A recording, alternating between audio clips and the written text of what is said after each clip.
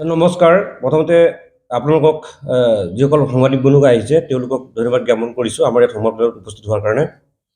এইসকল আমাৰ জ্যেষ্ঠ কংগ্ৰেছ নাগৰিক।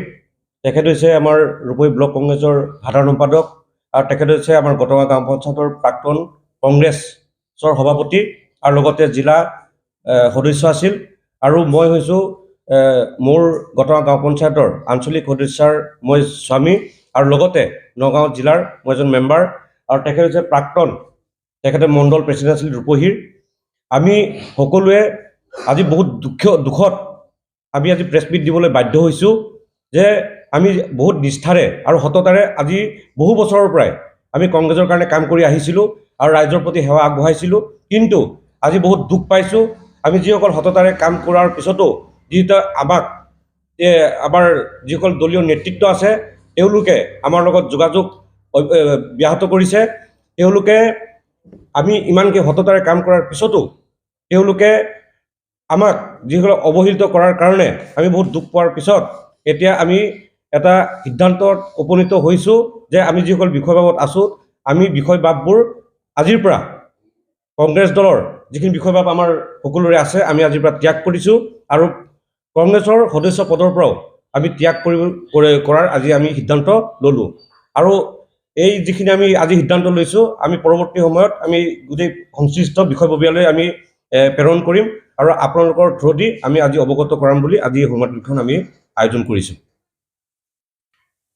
খুব মানে একচুৱেলি খুব বুলি কথাটো আহিলে দলীয় নেতৃত্বৰ ওপৰতে আহিব।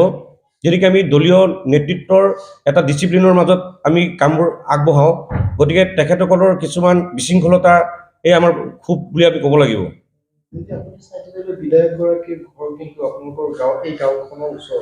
হয়,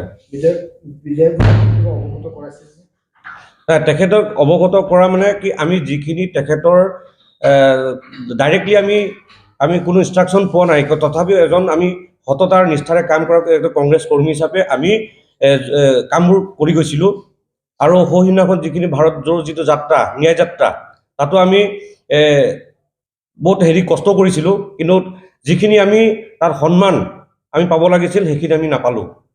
আমি বিধায়ক মহোদয় যি কাৰুকাৰ্য তেওঁ আমাৰ এই দলীয় কৰ্মীসকলক যেতিয়া অৱহেলিত কৰিছে আমি সঁচাই লজ্জিত। আৰু তেওঁৰ দৰে বিধায়ক যদি আমি লগত থাকোঁ তেনেহ'লে আমাৰ ভৱিষ্যত অন্ধকাৰ আছে।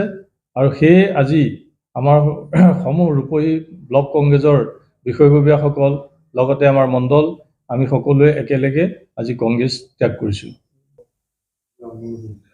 তেওঁৰ এতিয়া অমনোযোগিতা, তেওঁ যিহেতু এতিয়া বেলেগ সমষ্টিৰ বিধায়ক হ'বলৈ গৈ আছে আৰু সেয়েহে আমাৰ ৰূপহী যিখিনি দাঁতিকাষৰীয়া অঞ্চল আছে জিপিসমূহ আছে তেওঁ আমাক অমনোযোগিতা অৱহেলিতভাৱে আমাক চাই আছে।